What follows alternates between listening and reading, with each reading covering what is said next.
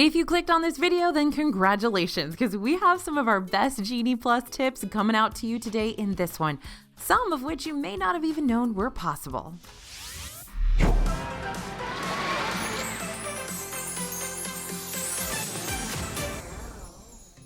Hey everybody, it's AJ for Disney Food Blog. Today we're charging into Disney's Animal Kingdom with our Disney Genie Plus purchase in tow to see just how to use this premium line bypassing service in the best way you can. We have a full and very free digital Genie Plus companion you can get sent to your inbox. Just drop us your email at disneyfoodblog.com/DisneyGeniePlus. That's if you want to learn more about the basics of this service, since we're going to be looking into more pro tips in this video today.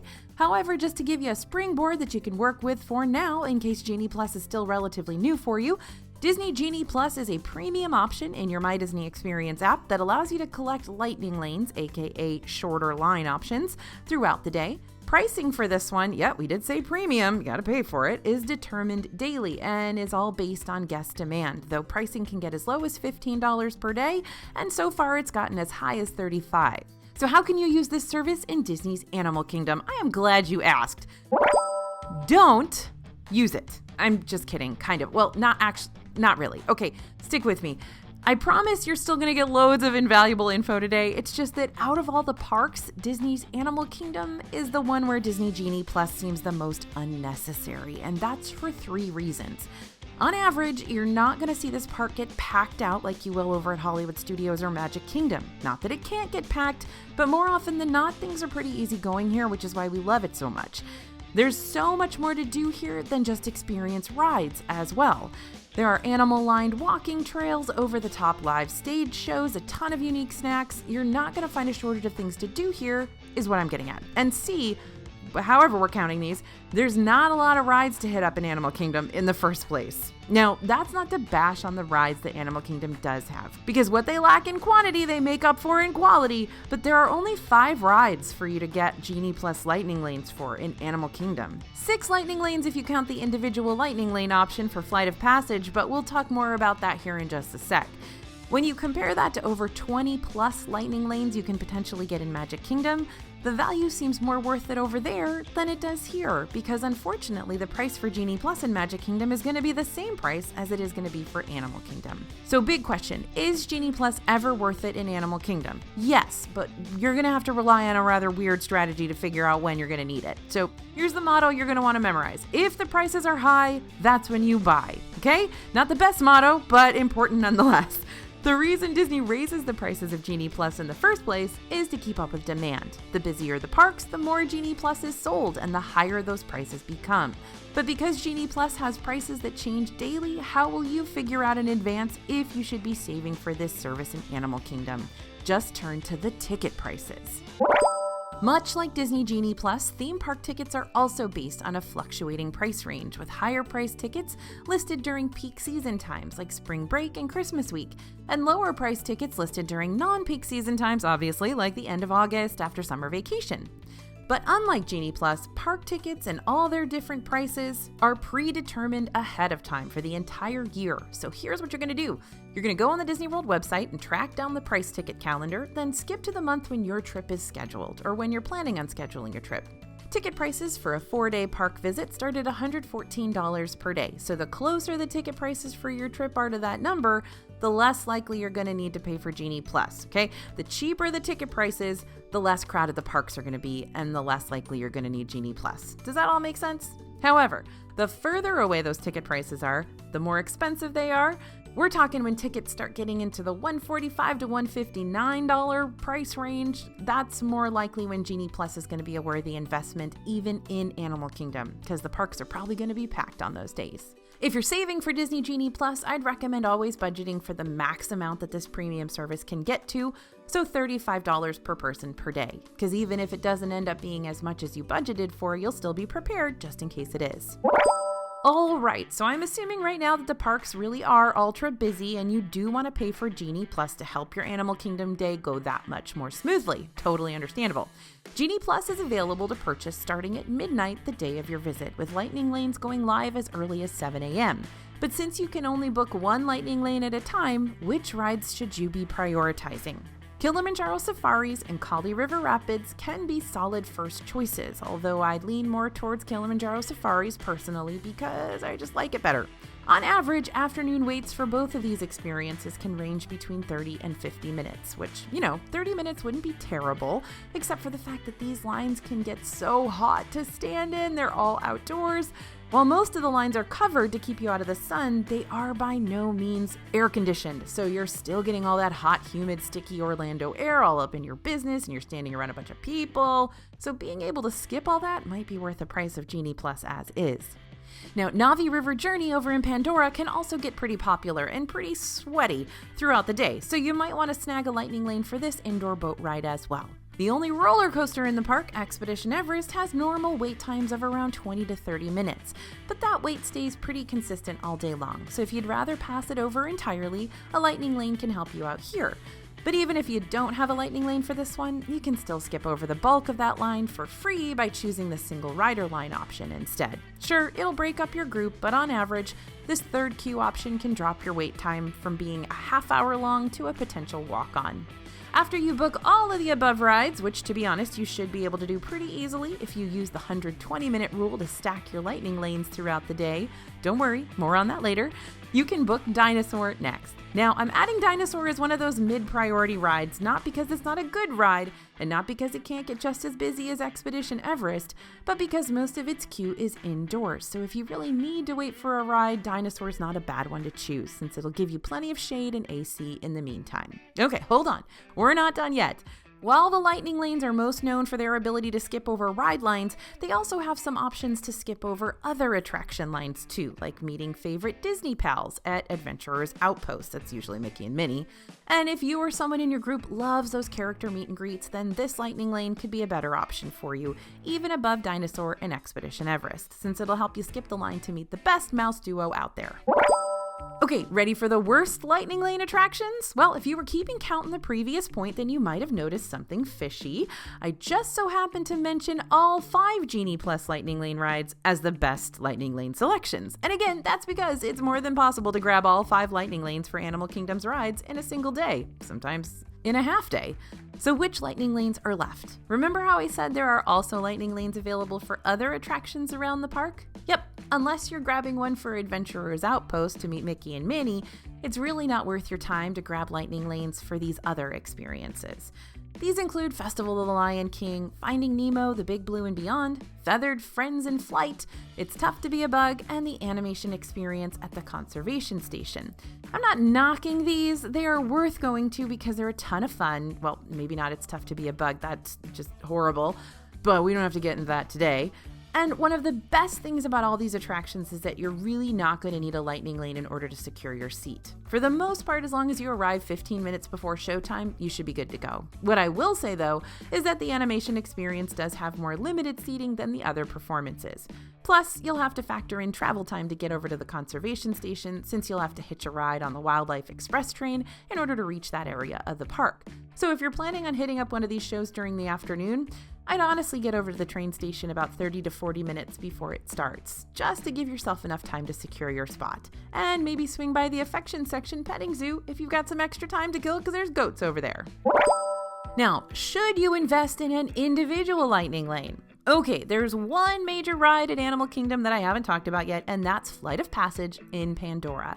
That's because Flight of Passage isn't a lightning lane option on the regular Genie Plus service. You gotta pay a separate price for this individual lightning lane, which will cost you a fluctuating price ranging between $11 and $16 per person per ride through. But is that price worth it? Well, maybe.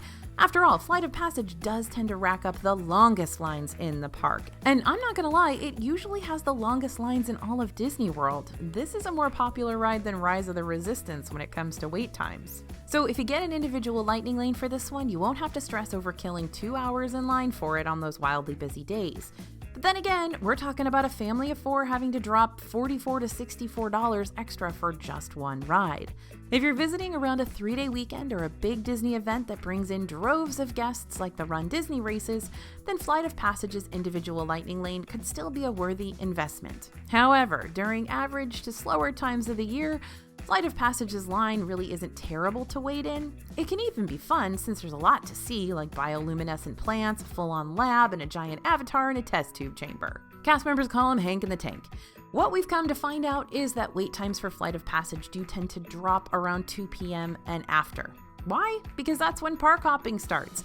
Many times guests who purchase the Park Hopper add-on will choose Animal Kingdom as their first park of the day, then hop on over to a different park since Animal Kingdom is the one that closes earliest and doesn't have a nighttime show. So instead of paying an extra $44 to $64 to skip the line, you can always chance it and see if the crowds die down after that 2 p.m. time frame. Now, please note that you don't have to get the Genie Plus service in order to get an individual Lightning Lane. Those are two separate purchases. And you can get an individual Lightning Lane for Flight of Passage without buying Genie Plus for the rest of the parks.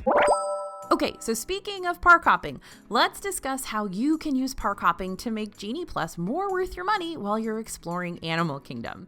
If you're one of those folks who's doing the whole start in Animal Kingdom, park hop somewhere else after 2 p.m. strategy, then you'll be happy to know that you can start collecting Lightning Lanes for other parks too.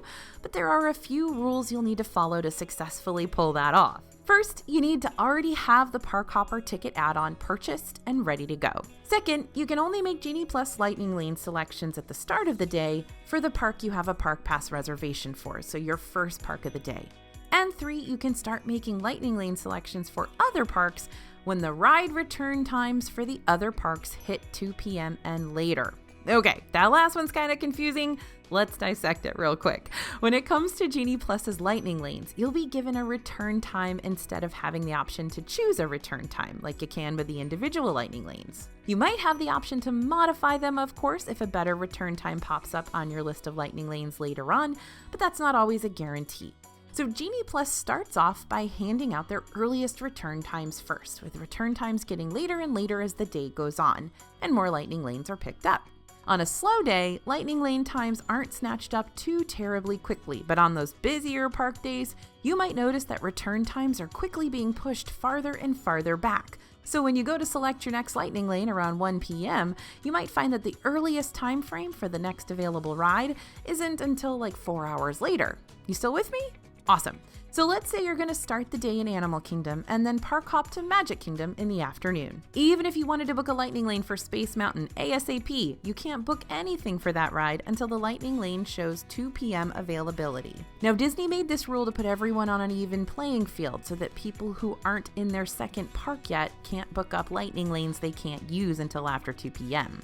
But this does become tricky for those who are park hopping, since you really never know when exactly those return times for the rides are going to get to the 2 p.m. point, meaning you have to keep checking back on them just in case they do. So if I really want to ride Space Mountain when I park hop to Magic Kingdom, I have to keep checking that Space Mountain return time that's coming up, and as soon as it's after 2 p.m., then I can book it. So my advice, don't obsess over the second park and its Lightning Lanes and forget to enjoy the park you're currently in. Just check back on your second park's Lightning Lane availability every now and then when you're getting ready to book your next ride, just to see if that second park's return times have gotten to the 2 p.m. mark. Now, the fact that you can only book one Lightning Lane at a time can be an awfully intimidating thing for some, especially since even the Disney website says that on average you'll only be able to book 2 to 3 Lightning Lanes per day. But let me assure you, my friends, you can surpass that number with ease in all of the parks, including Animal Kingdom. You can book your next Lightning Lane when one of these 3 things happens. First, you use the first one you booked, easy enough. So depending on the day, you could book a Lightning Lane for Navi River Journey with a return time of 9 a.m. to 10 a.m., use that Lightning Lane at 9 a.m. on the dot, then while you're walking through the queue on your way up to the boats, you could book your next Lightning Lane for Kilimanjaro Safaris for 9:30 and be able to use that Lightning Lane immediately after you get off Navi River. That's what we like to call efficiency. The second thing that will allow you to book another Lightning Lane is when your first return time window has ended, as in you missed it completely. Depending on the situation, you may still be able to get in line for a Lightning Lane even if you show up later than that hour return time. You'll just have to talk to the cast member at the front of the ride to see if it's okay, since in some scenarios it may not be and you'll just have to cut your losses. The third thing that can happen that will let you book your next Lightning Lane is that 120 minutes have passed since you booked your last Lightning Lane. You know how I mentioned you can't choose your Lightning Lane return times with Genie Plus? Well, the 120-minute rule is there for you, just in case you book a Lightning Lane with a return time That's more than 2 hours away. So let's say that at 9 a.m. you booked that Navi River Journey lightning lane, only this time instead of your return time being early, you notice that a lot of other people have already booked a lightning lane for this one. So now the return time you're being given isn't until 2 p.m. Thankfully, you don't have to wait until 2 p.m. to make another lightning lane reservation. Instead, 2 hours after you made that Navi River selection, you can make another one starting at 11 a.m. for, say, Kilimanjaro Safaris. And that means you'll have a new lightning lane reservation and you'll still be able to hold on to that Navi River Journey reservation for 2 p.m. as well. Many refer to this strategy as stacking your lightning lanes because even though you can only choose one lightning lane at a time, you could hold multiple lightning lanes at once. This works if you're park hopping too. If the rides in the second park all have return times for 2 p.m. or later, then you can absolutely stack those in your lightning lane inventory as well. So feasibly, you could be at home and not even at the airport yet and haven't even left for Disney World, already stacking your lightning lanes for the park you're going to go to when you get to Disney World. This is efficiency and intelligence, my friends. Like, I'm leaving for Disney World this Monday. I'm going to Epcot when I arrive at like 5 p.m. So Monday morning, I'm going to start booking those lightning lanes every 120 minutes so that when I get to Epcot, I can just go on a bunch of rides. Now, there may come a time during your trip where someone in your group isn't quite tall enough to ride one of the rides or flat out doesn't want to ride something. Like, I will never ever want to ride Dinosaur ever in my whole life. This is when you're going to want to consider using a nifty little complimentary service called Rider Switch. Rider Switch is available for folks who have some members of their group who can't or don't want to ride an attraction. What your group would need to do is go up to the front of said ride and speak to the cast member about using Rider Switch. The cast member will scan your magic bands or park ticket, and then most of your group will wait in the standby line while one person hangs back with the person who can't ride. When the people in your group return, they can switch places with the person in your group who waited behind with the non-rider. But don't worry, this person won't have to experience the ride alone. They're allowed to bring one other person with them, even if that other person has already ridden. Now, you might be thinking, this is great and all, AJ, but what does it have to do with Genie Plus? Well, for the most part, Rider Switch works the same way when you're using lightning lane reservations. But there are a few things to keep in mind. First and foremost, you can't cheat the system. If you're using a lightning lane reservation for one adult, you can't try to use the Rider Switch system to help another person who didn't buy Genie Plus skip over the main queue. If you want to use Rider Switch with your lightning lane reservations, the cast members will make sure that everyone who rides has a lightning lane already secured. If you only have one lightning lane reservation, then only one person will be able to use the lightning lane, and everyone else who wants to ride will need to go through the regular standby line. One last word of wisdom for you before we sign off. In 2024, it looks like Disney Genie Plus will be changing once again in a big way. As we learn more about these potential changes, we'll continue to update you here on the channel as well as on our website and social media. But for now, and just so I'm not leaving you in the dark, basically what Disney has said in a super cryptic way is that they're working on making it possible for you to book those lightning lanes far in advance, like you used to be able to book FastPass Plus. So we'll see, and we'll keep you updated. For now, keep studying up on our Genie Plus video playlists, and don't forget to drop us your email at disneyfoodblog.com/DisneyGeniePlus for that free downloadable guide to help you maximize your understanding of the great and powerful Disney Genie planning tool. Thanks for listening, everyone, and thanks for watching. Go check out our other Genie Plus videos for the other parks. They are super, super helpful, especially Magic Kingdom and Hollywood Studios, because those are the two parks that have a ton of rides you're going to want to use Genie Plus for. As always, this is AJ for Disney Food Blog, and we'll see you real soon.